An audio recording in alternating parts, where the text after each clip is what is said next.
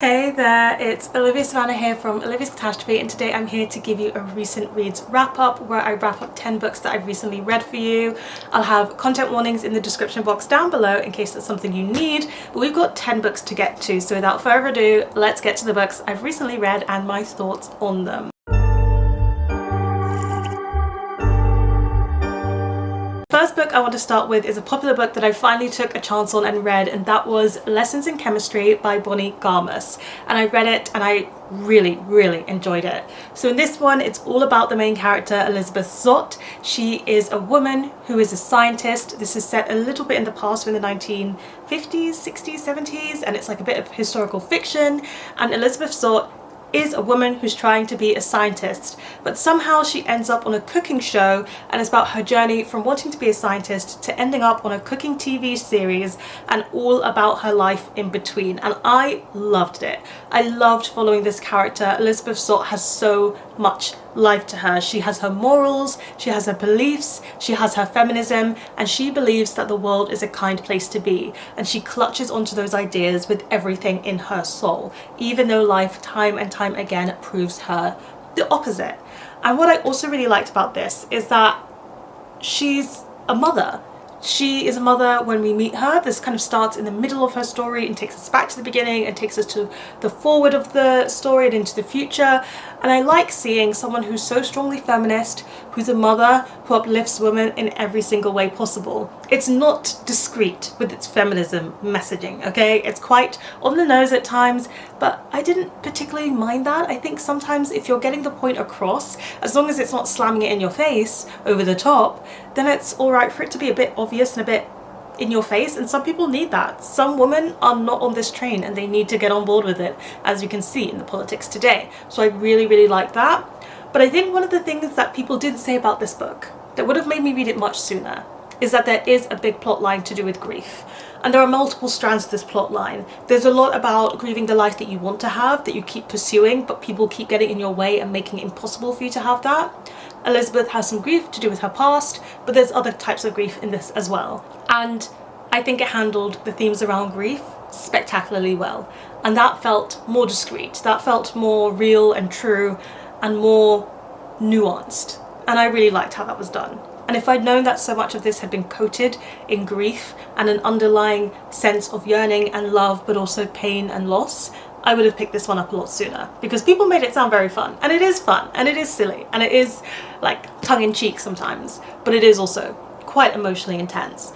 And my heart just felt so hopeful reading this, because there's a lot of women uplifting women, and nothing makes me feel more uplifted than seeing women uplift women. There is one thing I'll say about this book why I couldn't give it the 5 stars. For a book that's all about feminism that is written today, you cannot have a lack of intersectionality. You just cannot have this lack of intersectionality. This was about feminism. Fantastic. All I saw were white women. That's all there is. There's no people of colour women in this, there's no queer women in this, there's no mention of disabled women in this. I'm not saying that you should not read this book for that reason, but just read it knowing that you're getting a certain type of feminism, but not the all-inclusive kind.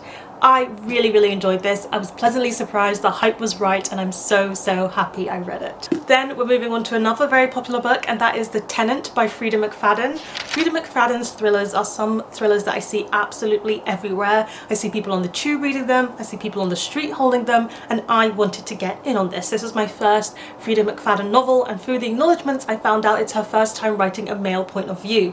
So I'm definitely going to read more Freida McFadden, because I want to see what it's like when she writes it all from the female perspective, as she seems to usually do. This is a very relatable thriller. If you've ever had a roommate, if you've ever had to share a room with someone you didn't get along with, or share a flat with someone you didn't get along with, or if you even had someone you got along with but small little things about them quibble at you, you'll be able to relate to this book. Because in this one, we meet a man, he's got a girlfriend, everything's going very well, actually a fiancé, he's got a very good job, but then suddenly everything starts going wrong. He loses his job for whatever reason, his girlfriend, his fiancé I should say, starts doubting their relationship, and because he's having financial struggles, he needs to take in a tenant to be able to pay the mortgage. And so, with his fiancée and him, this new tenant moves in, and slowly he thinks that things are going wrong, and as things go wrong and wrong and wrong, it devolves more and more and more, and you discover the reasons why and what's happening behind it. And so I had a lot of fun reading this. I don't think it's something that I'm going to cling to forever.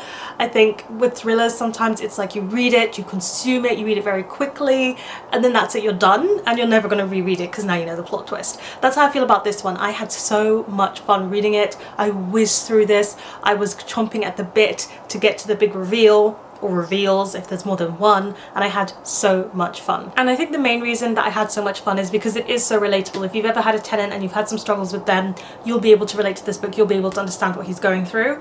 But the only thing that I didn't particularly love was the male point of view. I just don't really love the way that he talked or was in his mind. It just, well, I was in his mind and I wasn't having a good time in his mind, and I didn't want to be in it, and I wanted to get the story but not be seeing things from his perspective, or not being seeing the way that he looked at women from his perspective. Nothing about it was problematic, nothing about it was particularly wrong. I just didn't feel very comfortable in that point of view, and I didn't want to be in it, but I was in it. As for the twists and turns, which you will expect because this is a thriller, I think they were pretty good. Suspend your disbelief, okay? It's not all incredibly believable, but just suspend your disbelief and have fun, and you'll have a good time. There were twists that I predicted, there were twists that I didn't see coming, or like I should say turns rather than twists, but there were turns I didn't see coming, so it did take me down unexpected lines, and I just had so much fun, and that's what I want from my thrillers. I want to have a good time, I want to have a fun time, and so I'll definitely read more Freida McFadden because I can just read them like lightning, and I know I'm going to enjoy the journey while I do so. I read Kindred, the graphic novel adaptation. This is based on the book Kindred by Octavia E. Butler, which you should read if you haven't already because it's fantastic. But this one is adapted by Damian Duffy and illustrated by Jennings. Now, Kindred is what I consider one of the best books ever to be published in the world. It's one of my all-time favorite books. Like, it's very, very high up there. And so reading the graphic novel was going to be big boots to fill. What it is about this black woman who is in a present day timeline, which is actually our past now, and she is in that present day timeline. You know, she's got a white husband. Not everybody accepts that, but it's not against the law or anything in her timeline. And then suddenly she gets zapped back into historical slavery America, and she doesn't know what is throwing her back or bringing her back to her present timeline. She's not sure what's happening, but it's about what happens to her as she's jumping between the times. Such a good novel. If you read the book, it's very harrowing, it's got its thematic points, and for me, reading the graphic novel, the best thing about it was that I was rereading the novel and getting to experience it all again with the political context that we have today, because it's very sad and disappointing that Kindred is just still so relevant in the present day, and some of the things and remarks that the characters have are still so relevant now and today. Let's think about that for a second. So for me, a lot of my enjoyment in this was being able to reread a book that I already really love, but in terms of the graphic novel itself, I was a little bit disappointed. I feel like there's so much nuance in the book that is missed and lost in the graphic novel, which can only be expected because it is a much shorter format. I also was not the biggest fan of the artwork. I have a graphic novel vlog either coming or which has been published already, where you can see some inside stills of the artwork in this, but I just found it not the best artwork. It didn't bring the story to life in the way that I wanted it to. It wasn't an artwork style that I particularly gelled with, and so I was a bit disappointed not to be getting the best artwork. And so my main factor of this was just rereading the story. The pacing was good and decent, but it did feel like it ended quite abruptly in this graphic novel, and I'm not sure if that's the same ending as the novel or if the language just ties it up better in the novel, but this felt like a bit of an abrupt ending. I will also say that I'm so glad that this does exist in graphic novel form. There are some people who don't read anything but graphic novels, and I do think this is worth this being out there for them to be able to consume such an important story in graphic novel form if that's all they read. But if you are torn between the graphic novel and the novel, I would vote for you to go with the novel. I also read a comic, and that is Batman 0 Year. This is by Scott Snyder, Greg Capullo, Danny Miki, and FCO Plascencia. And this is a Batman origin story comic where you see Batman kind of his past and how he came to be Batman. You also get to see him go up against two particular villains, and that's all I'll say because Batman is Batman and you can spoil it quite easily.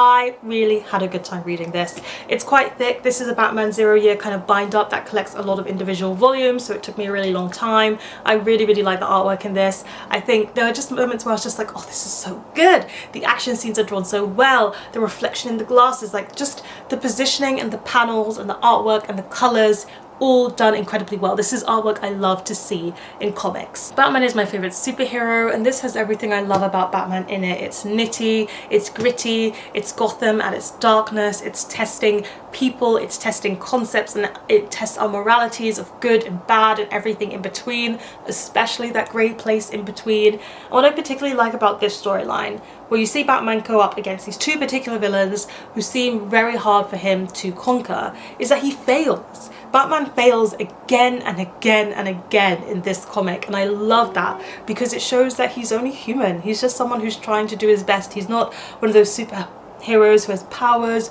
or who's all-knowing. He is just human, and you get to see him figuring out his superhero identity, but also figuring out his human identity as Bruce Wayne and what he wants to do with his life, the trauma that he's gone through, the healing that he has to do. And so for me, this was just a really good graphic novel, the action-packed, emotional, balanced thing that I like to read in my comics. I think it was very suspenseful. I didn't realize or understand how the end was going to come together, but it did, and I was satisfied with how it did. That, I will say, I think the beginning was really great, the ending was really great, and the middle was good, but there was a little bit in the middle where it slowed down a bit. It also did a lot of building where it introduced multiple villains, or like started the storyline. If you know Batman, you know this big origin stories of a lot of villains, where it started the origin story of certain villains and then it just didn't pursue them and continue them, and I presume that was set up for another like big bind up. But I would rather it just cut them, because if you're not going to use those villains, like, don't introduce them here. Give us flashbacks in a future volume and let's keep things streamlined and to the point. But yeah, I had a really good time reading this Batman comic, and I can't wait to read my next Batman comic. I read a manga volume, so I read Tokyo Ghoul volume 5, and what can I tell you about Tokyo Ghoul without spoiling anything? I'll talk about the first one. So Tokyo Ghoul is set in Japan. It's in this world where ghouls exist, and ghouls are creatures that eat humans. They need to eat humans to survive. All they can consist on is humans and also coffee. And then you've got humans who are just like living their lives, and they know that ghouls exist, and there's the CCG, which is an organization set in place to hunt down any ghouls, because ghouls will eat humans, so of course they have like a police force to try and get the ghouls and kill them. And so we meet Kaneki, who is our main character. He's a human. A building falls on top of him, they do emergency surgery, and they don't realise that the person that the like parts that they're putting into Kaneki are actually ghoul parts and not human parts. So Kaneki wakes up and he's half human, half ghoul, and it's about him and what he does once he realises he's half human, half ghoul. And this is volume 5 of that particular story. So we're quite far in, and I read this and I had such a great time, and I love Tokyo Ghoul with my whole heart. It's absolutely fantastic. I have watched the anime before, just a note, so I kind of knew everything that was going to happen in this.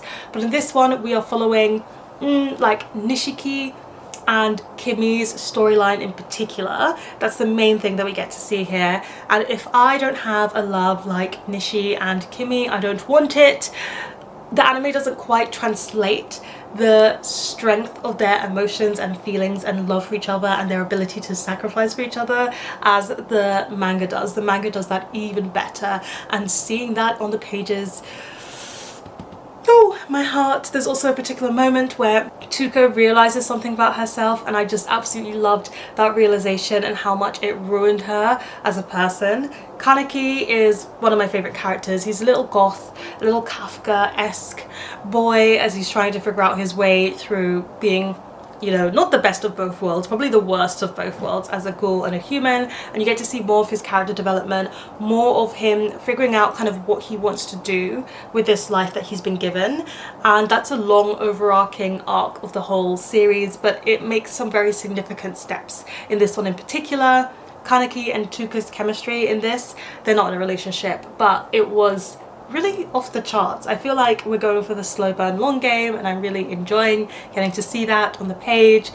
And then after you get through the whole like Nishi Kimi storyline and all that tension and all that action, so much action, so much suspense. That's another thing I'm just going to quickly break off to talk about, the fact that the action scenes are drawn so clearly that I can understand the motion as it's happening on the page and how it looks so horrifying. There are so many panels where I'm like, this is horror in a manga, and you can so clearly see it. But back to looping to what I was saying, after the Nishi and Kimi storyline, there are 2 more like sub-chapters in this volume, and I wish we just started a new volume because it's clearly set up for volume 6, and I was like, it's not as exciting a place to end as all those action things that we saw and all that emotional intensity we had, and now you're just giving me a character intro before we close. That's not it. So I didn't really love the tiny little ending of where we chose to close this volume, but I did really love this, and I loved being back in the Tokyo Ghoul world, and it reminds me I need to read my manga more. Up next we have a literary fiction book, and that is Anyone's Ghost by August Thompson. This is a book about, well, actually I think the back describes it very well, and the one line it says on the back of this proof is, "It took 3 car crashes to kill Jake." So it's about these 2 boys and them growing up and the 3 car crashes that they are in together. And as those car crashes happen, they learn more about each other, about themselves, about their sexuality, about who they love. And so that is pretty much the story. I feel okay about this one. So the main thing to know is that I read young adult fiction and I read adult fiction, and I'm very happy to read young adult books about teenagers, but I don't particularly want to read about teenagers for the majority of my adult books. I'd rather just go to a YA book for that. That is what this book made me discover, because while it's about 3 car crashes that kill Jake, for 50% of this book, half of this book, they are children, and it is about them as teenagers and that first car crash, and then the other 2 car crashes happen in the second half of the book when they're adults. And I just was like, I'm spending so much time with them as teenagers. I didn't really need that. Like, I didn't really love that section. The second part where they are older, when they know more about their sexuality, I enjoyed that a little bit more, and I felt like because they had a better understanding of their identity, more happened in that section. So we actually got a bit more, because it's very character driven, but we got a little bit more substance to the story. So that second half worked better for me. The whole time these boys have their encounters, have their feelings, are figuring out their friendship or maybe their romance or what they're after, the whole way through this book, from when we first meet him, Jake is engaged to somebody else, which means the whole book is cheating. Essentially the whole book is cheating. And you know me, I'm not a person, I'm clearly not a book, but I'm not a person who really enjoys reading about cheating. And so even the whole time this was happening, I was like, but they're emotionally cheating, but they're physically cheating. And I just, like, I just couldn't ship it, you know, I just couldn't get on board with it in the same way, because the whole time they are cheating. So that was a bit of a disappointment for me. I also think the writing style, it really worked for me in some occasions. Sometimes there's a metaphor or language that I was like, oh gosh, this is beautiful. Oh gosh, this is so well written. Oh gosh, that's exactly what that feels like. And then in intimate scenes, it was realistic intimate scenes. Like, they would describe the intimate scenes of physicality with realistic situations, but I did not enjoy that. I don't mind a little bit of romanticism when it comes to any steamy moments in a book. Just romanticize it a little bit. And when I say romanticize it, it means I don't want to hear about pubes stuck behind teeth. Like, it just gives me the ick. So some of these intimate scenes gave me the ick because they were so realistic and detailed, and I was just like, this is just taking me out of the story and not making me have a great time.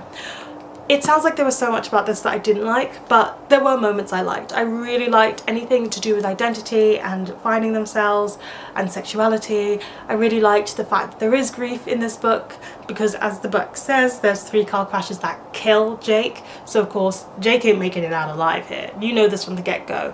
And so there's going to be grief in this, and I think that was done well. But yeah, a bit of a mixed bag for me. I read a young adult graphic novel, and that is Ghost Roast by Shawnelle, Shawnee Gibbs, and Emily Cannon. I had a fun time with this. This was such a fun young adult graphic novel. So in this one, you're following our main character on the cover. She is at school and her parents are divorced, and she's helping her dad out for the summer for whatever reason, and her dad owns a ghost busting business, and her dad has all of this machinery and items to help him see where the ghosts are and bust them. When she does her work experience though, she discovers that she doesn't need any of that equipment because she can see the ghosts herself, and that is pretty much the story. It's about when they have a case on a plantation and she can see the ghosts and the dad can't, but the dad is hunting the ghosts, and kind of what happens as she discovers why they are still stuck around this plantation.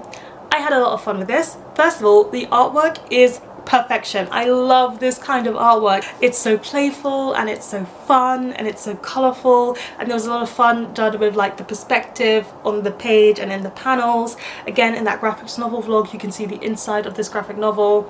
So I really 10 out of 10 for the artwork. We're also following a black family and like black main characters, and so I really like seeing that representation on the page in a graphic novel. It just brings me so much joy, and the story itself was just a really playful one. Yes, it does touch a little bit on slavery because it is about people who are haunting a plantation, but for the most part it is kind of light-hearted, solving the mystery of why they're still there, and once they do that I think everything came to a very satisfying conclusion.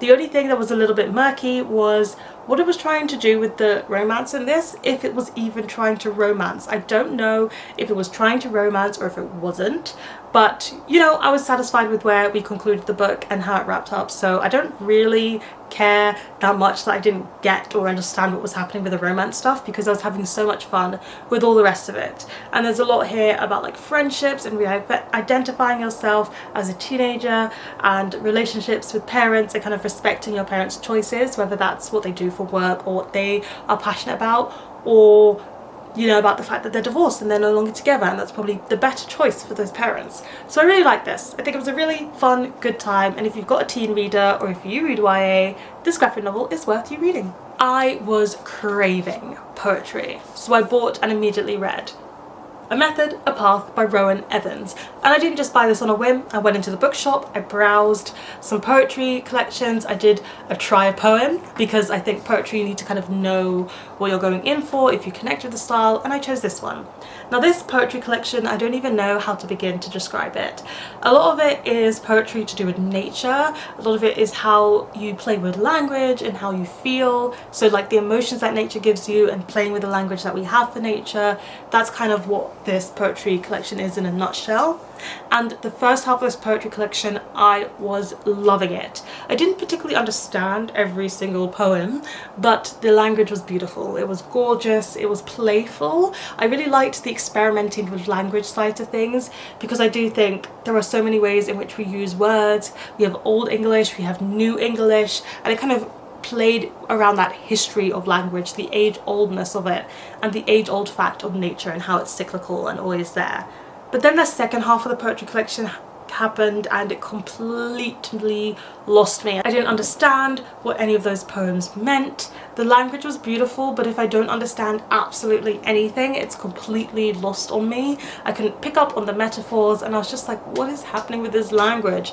It was a bit too eclectic for me, so it completely lost me in the second half, and I'll always remember the first half fondly, but it just makes this poetry collection a bit of a flop for me because I didn't get it in the end. While I was at Chimera Festival in Edinburgh for work, I went around the stalls and I went to Knight Errant Press, which is an indie publisher, and I was like, what is something you'd recommend? And they recommended to me Tamlin by Aven Wildsmith, which is a very short graphic novel, kind of almost a poem, and it's a retelling of the myth of Tamlin, which if you are an ACOTAR fan, you should read that myth, because it kind of makes sense with why Sarah J Maas probably chose that name for that particular character. Now that I've read this, I put the dots together, but this itself doesn't have anything to do with that, but it does have something to do with the Fae, and the Fae have captured a woman, and it's about how this woman falls in love with another woman and how they try and free her from the Fae that have captured her. I liked it. It was a very quick read. I read it in half an hour on the train down from Edinburgh to London, which is not a half an hour train, but I did read this in half an hour, and there's not that many words on the page. It's quite a quick read. It feels like you're reading a fairy tale for the first time, because I'd never known this tale before, so it felt very new to me, like reading one of Grimm's Brothers fairy tales. But it was sapphic, and the artwork was nice, but it's quite dark. so it was a bit hard to kind of distinguish all of the artwork. But then on the latter half of this, there were lots of like brightly coloured ones, so I could clearly see what was happening, and I did like the art style, and I did like the way that there wasn't too many words, but kind of the art kind of guided you through the story first and foremostly. And I read the author's note and I enjoyed it. It's by a non-binary author, and then it's got like the queerness story to it, and I read this during Pride Month, so this felt like a very nice read for during Pride Month. And then the last book I want to talk to you about is by Simone. Could you have guessed? And that is Sherwood by Simone. This, I gave this 5 stars. I absolutely loved it. You know I love Simone's books, and I've read another one. This one is a gender-swapped retelling of Robin Hood, and it's also, so why choose MFF romance, steamy romance, BDSM romance. So in this one you're following our Robin Hood character. She used to work for the CIA or one of those in the US, and she discovered that they're doing something terrible, so she ran away with all of that data, and she is going to feed it back to the average person so they know what the CIA are doing with their data. She is the Robin Hood character, and she also had a colleague who she was very close to, who she was also, steamily close to, and he is tasked with finding her and catching her and bringing her back to justice and getting that data back. But at the same time as she was with that guy, she had to leave home in order to pursue that job as a CIA agent, and in doing so she left behind a woman called Marianne who she really, really loved. And Marianne is kind of the one who's going to be pursued by the CIA, because they believe that by getting to Marianne they'll be able to weed out our Robin character. Triangle of them playing cat and mouse with Marianne in the middle, and it was so good because it had a plot, and I like when things have a plot. And while this plot does move very fast, it's not the longest book. This one's about 200-ish pages, 250, and it's only in ebook format, which is why I don't own a physical copy. Wish I did. But yeah, it's all kind of built for the plot to go very quickly, so it's easy to keep up with. It's very, very steamy. It's all the steam that you can think of, and the steamy scenes are so hot and they are so sexy and they are so good. And yes, a lot of them are all 3 of these characters together. It really worked for me. I love the BDSM element. I think Simone always writes that in a very healthy way, and the plot does get together by the end. Like, the storyline finishes and concludes in a place that feels very satisfying. What made this elevate to me and brought it even more to the forefront is the fact that there is a particular moment in this book that relates to the whole New Camelot series universe thing that Simone is going with and happening right now, as she's publishing the last book in the Lioness trilogy, and the intel that we get from this short story connects to what we know of New Camelot trilogy, but also in particular what feeds into the cliffhanger that I'm currently dangling from by the end of reading the 2nd book in the Lioness trilogy. Like, I've read the 2nd book in the Lioness trilogy, Honeycut, and I'm waiting for Bitterburn, and the tidbit of information she gives us slots perfectly into why the end of Honeycut happened the way that it did. And I was just like, my mind is blown, because this book was written before Honeycut. So how did she link it together so flawlessly? It just feels like Simone is such a genius, and every time I have a little crumb that nudges me a bit further over that cliffhanger edge, I go livid. So I am hungering and chomping at the bit right now for Bitterburn to be published, so I can have it in my hands and I can know the outcome of the cliffhanger and whether there'll be any cameos from the Sherwood characters. If you are going to be reading the New Camelot trilogy that starts with American Queen, I highly recommend you read that before you read Sherwood. So I ended on a high with a 5-star read and a Simone one.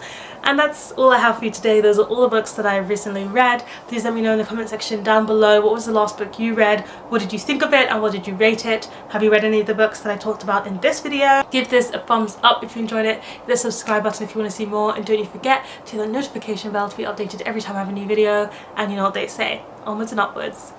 Excelsior!